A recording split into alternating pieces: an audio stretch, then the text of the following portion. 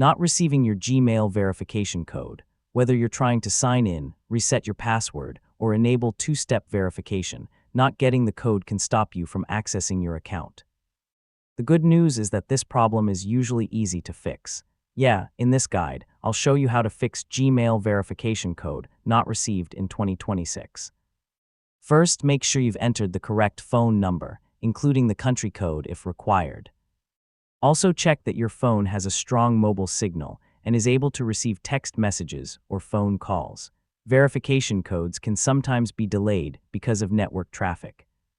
Wait a few minutes, then select Resend Code instead of requesting multiple codes right away. If you're expecting the verification code by email, check your spam or junk folder.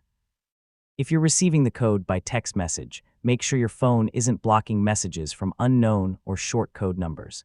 If Google offers another verification option, choose it.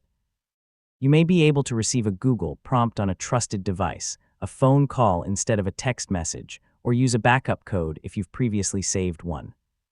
If the code still doesn't arrive, restart your phone and make sure airplane mode is turned off. Yeah, reconnecting to your mobile network often resolves temporary messaging issues. If you're still unable to receive a verification code, follow Google's account recovery process.